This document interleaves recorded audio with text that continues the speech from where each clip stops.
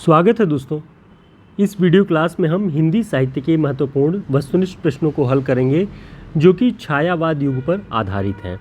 तो छायावाद से जुड़े हुए महत्वपूर्ण प्रश्नों को यहाँ पे हम ध्यान से हल करेंगे। सबसे पहला प्रश्न है, संगीत को काव्य और काव्य को संगीत के निकट लाने का सबसे अधिक प्रयास निराला जी ने किया। यह कथन किस आलोचक का है? ऑप्शन रामविलास शर्मा, रामचंद्र शुक्ल, रामस्वरूप चतुर्वेदी, बच्चन सिंह। तो इसका सही उत्तर क्या है? इसका सही उत्तर है आचार्य रामचंद्र शुक्ल। आचार्य रामचंद्र शुक्ल जी ने निराला जी के विषय में लिखा है कि संगीत को काव्य और काव्य को संगीत के निकट लाने का सबसे अधिक प्रयास निराला जी ने किया है। अगला प्रश्न देखते हैं, छायावाद ने पहले बंगला की देखा देखी अंग्रेजी ढंग की प्रगीत पद्धति का अनुसरण किया। यह कथन किस विद्वान का है? ऑप्शन नंदुलारे वाजपेयी, सुमित्रानंदन पंत, आचार्य रामचंद्र शुक्ल, डॉक्टर नामवर सिंह। तो इसका सही उत्तर क्या है? इसका सही उत्तर है आचार्य रामचंद्र शुक्ल। आचार्य रामचंद्र शुक्ल जी ने जो ये टिप्पणियाँ की हुई हैं छायावाद के विषय में या छायावादी कवियों के विषय में, वो बहुत ध्यान देने योग्य है।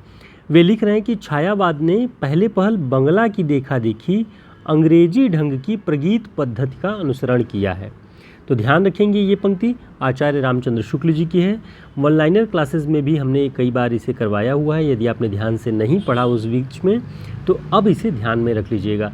देखते हैं अगला प्रश्न। गीत लिखने में जैसी सफलता महादेवी जी को हुई वैसी किसी और को नहीं। न तो भाषा का ऐसा स्निग्ध और प्रांजल प्रवाह और कहीं मिलता है, न हृदय की ऐसी भावभंगी। जगह जगह ऐसी ढली हुई और अनूठी व्यंजना से भरी हुई पदावली मिलती है कि हृदय खिल उठता है। अनूठी व्यंजना से भरी हुई पदावली जगह जगह पर ऐसी मिलती है कि हृदय खिल उठता है। महादेवी वर्मा के विषय में यह टिप्पणी करने वाले कौन हैं? ऑप्शन में है निराला, सुमित्रानंदन पंत, रामस्वरूप चतुर्वेदी, आचार्य रामचंद्र शुक्ल। तो इसका जो सही उत्तर है वह है आचार्य रामचंद्र शुक्ल। ये पंक्ति ध्यान से देख लीजिएगा। महादेवी वर्मा के बारे में उन्होंने क्या लिखा हुआ है, यदि आप वहाँ नहीं पहुँच रहे हैं उस पुस्तक में तो ये पंक्ति ध्यान रखें कि वे लिखते हैं कि गीत लिखने में जैसी सफलता महादेवी जी को हुई थी वैसी किसी और को नहीं हुई है। और बाकी चीज़ें भी आप एक बार इसे रिवाइज़ कर लीजिएगा। बहुत महत्वपूर्ण पंक्ति है महादेवी वर्मा के विषय में। अगला प्रश्न देखते हैं, सांस्कृतिक दृष्टि से छायावाद युग में यथार्थ और संभावना के बीच गहरी खाई दिखाई देती है। किस दृष्टि से? सांस्कृतिक दृष्टि से छायावाद युग में यथार्थ और संभावना दोनों के बीच में गहरी खाई दिखाई देती है। यह कथन किस विद्वान का है? बहुत ही नए किस्म का कथन है और बहुत महत्वपूर्ण है, इसलिए ध्यान दीजिएगा। ऑप्शन में है बच्चन सिंह, डॉक्टर नगेंद्र, आचार्य रामचंद्र शुक्ल, नंदुलारे वाजपेयी। तो इसका सही उत्तर क्या है? इसका जो सही उत्तर है वह है डॉक्टर नगेंद्र। नगेंद्र जी ने अपनी पुस्तक, जो संपादित पुस्तक है उनकी हिंदी साहित्य का इतिहास, उसमें ये लिखा है कि सांस्कृतिक दृष्टि से छायावाद युग में यथार्थ और संभावना के बीच गहरी खाई दिखाई पड़ती है। तो ये कथन ध्यान रख लीजिएगा। दोस्तों, हमारे टेलीग्राम और व्हाट्सएप ग्रुप का लिंक आपको डिस्क्रिप्शन बॉक्स में मिल जाएगा, उसे ज्वाइन कर लीजिएगा ताकि समय पर सूचनाएँ मिलती रहें क्लासेस की। अगला प्रश्न देखते हैं, किसने कहा कि छायावाद व्यापक रूप से देखने पर भारत के लिए अस्मिता की खोज का युग है?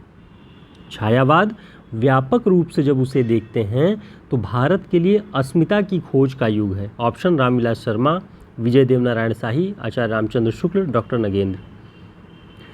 तो इसका जो सही उत्तर है वह है डॉक्टर नगेंद्र। नगेंद्र जी ने ही लिखा कि छायावाद को सीमित नहीं व्यापक रूप में देखने पर भारत के लिए अस्मिता की खोज का युग है छायावाद। तो ध्यान रख लेंगे, ये सारी पंक्तियाँ और ये सारे कथन बहुत महत्वपूर्ण हैं। वस्तुनिष्ठ प्रश्नों के रूप में आप इसे आसानी से तैयार कर सकते हैं यदि आप मूल पुस्तकों तक नहीं पहुँच रहे हैं। अगला प्रश्न है, राम की शक्ति पूजा निराला की ही नहीं संपूर्ण छायावादी काव्य की एक उत्कृष्ट उपलब्धि है। यह कथन किसने लिखा है? ऑप्शन आचार्य रामचंद्र शुक्ल, बच्चन सिंह, डॉक्टर नगेंद्र, रामकुमार वर्मा। तो यह कथन किसका है? इसका सही उत्तर है डॉक्टर नगेंद्र। नगेंद्र जी ने अपनी पुस्तक में ये बात लिखी है कि राम की शक्ति पूजा केवल निराला की नहीं बल्कि संपूर्ण छायावादी काव्य की एक उत्कृष्ट उपलब्धि है। अगला प्रश्न है, प्रसंगवश कह चुका हूँ कि महादेवी जी के काव्य में छायावाद युग की विशेषताएं नहीं मिलती हैं। ध्यान से इसे पढ़िए। प्रसंगवश कह चुका हूँ कि महादेवी जी के काव्य में छायावाद युग की विशेषताएं नहीं मिलती। यह कथन किस आलोचक का है? ऑप्शन आचार्य रामचंद्र शुक्ल, रामविलास शर्मा, नंदुलारे वाजपेयी, बच्चन सिंह। तो यह कथन किसका है? इसका जो सही उत्तर है वह है नंदुलारे वाजपेयी। हिंदी साहित्य 20वीं शताब्दी नाम से जो नंदुलारे वाजपेयी जी की पुस्तक है उसमें वे ये बात कहते हैं कि इस बात को सिद्ध करने का प्रयास उन्होंने किया है कि महादेवी जी के काव्य में छायावाद युग की कोई विशेषताएं नहीं मिलती हैं। तो ये अपने आप में एक नए किस्म का कथन है। नंदुलारे वाजपेयी यूजीसी नेट और असिस्टेंट प्रोफेसर भर्ती परीक्षाओं की जो प्रमुख आलोचकों वाला एक यूनिट है उसमें ये पूछा जाता है। उनका नाम है नंदुलारे वाजपेयी जी का और बड़े आलोचक भी हैं। इस दृष्टि से सभी प्रतियोगी परीक्षाओं की तैयारी करने वालों के लिए ये ज़रूरी है। दोस्तों, हमारे हिंदी साहित्य के शॉर्ट नोट्स को लेने के लिए, ऑर्डर करने के लिए हमारे व्हाट्सएप नंबर पर संपर्क कर सकते हैं। बहुत ही सुव्यवस्थित ढंग से आचार्य रामचंद्र शुक्ल, बच्चन सिंह और नगेंद्र की पुस्तकों के आधार पे ये निर्मित है। आपके लिए सभी प्रतियोगी परीक्षाओं में बहुत उपयोगी होगा। अगला प्रश्न है, आंसू कवि के जीवन की वास्तविक प्रयोगशाला का आविष्कार है। कथन है आंसू जयशंकर प्रसाद जी का कवि के जीवन की वास्तविक प्रयोगशाला का आविष्कार है। यह कथन किस आलोचक का है? ऑप्शन है आचार्य रामचंद्र शुक्ल, रामविलास शर्मा, नंदुलारे वाजपेयी, बच्चन सिंह। तो ध्यान दीजिएगा, नंदुलारे वाजपेयी जी ने हिंदी साहित्य 20वीं शताब्दी पुस्तक में लिखा है कि आंसू कवि के जीवन की वास्तविक प्रयोगशाला का आविष्कार है। तो नंदुलारे वाजपेयी से इसे जोड़ के इस कथन को ध्यान रखिएगा। अगला प्रश्न है, आचार्य रामचंद्र शुक्ल रस संप्रदाय के कट्टर अनुयायी हैं। आचार्य रामचंद्र शुक्ल रस संप्रदाय के कट्टर अनुयायी हैं। यह कथन किसने कहा है? Option doctor Nagendra, Bachchan Singh, Nandulare Vajpeyi, Ramvilas Sharma. तो इसका सही उत्तर क्या है? इसका सही उत्तर है नंदुलारे वाजपेयी। नंदुलारे वाजपेयी जी ने आचार्य रामचंद्र शुक्ल को रस संप्रदाय का कट्टर अनुयायी कहा है। अगला प्रश्न है, आचार्य रामचंद्र शुक्ल ने सच्चे स्वच्छंदतावाद का प्रवर्तक किसे माना है? ऑप्शन मुकुटधर पांडे, सुमित्रानंदन पंत, श्रीधर पाठक, महादेवी वर्मा। तो इसका जो सही उत्तर है वह है श्रीधर पाठक। आचार्य रामचंद्र शुक्ल जी ने कहा कि छायावाद नाम की जो ये काव्य प्रवृत्ति चल पड़ी, यदि ये न चली होती तो छाया रहस्यवाद या स्वच्छंदतावाद के सच्चे प्रवर्तक जो हैं वो श्रीधर पाठक ही ठहरते। तो शुक्ल जी सच्चे स्वच्छंदतावाद का प्रवर्तक श्रीधर पाठक को मानते हैं। इसे ध्यान रखिएगा।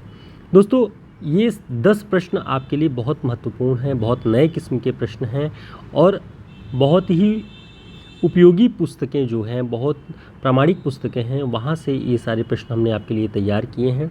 जिस भी परीक्षा की आप तैयारी कर रहे होंगे उन सारी परीक्षाओं की दृष्टि से इन प्रश्नों को यदि आप अपने नॉलेज में रखेंगे, अपने रिवीजन बुक में या रिवीजन नोट्स में कहीं भी इसे रखते हैं तो आपके लिए बहुत उपयोगी होगा। छायावाद से जुड़े हुए गंभीर प्रश्न हैं ये सभी। बाकी छायावाद का प्रवर्तन काल, छायावाद के प्रथम कवि, इन सारी चीज़ों के बारे में आप सभी जानते ही हैं। इन प्रश्नों को भी अपनी तैयारी में जोड़ के रखिए। ऐसे ही और महत्वपूर्ण प्रश्नों की श्रृंखला लेकर के हम प्रतिदिन आपके समक्ष मौजूद हैं। टेलीग्राम और व्हाट्सएप ग्रुप ज्वाइन कर लीजिएगा। जो भी सूचनाएं होती हैं वो आपको समय समय पर हम वहां पर साझा करते रहते हैं। फिर मिलेंगे एक नई क्लास में। तब तक के लिए नमस्कार, शुभकामनाएं।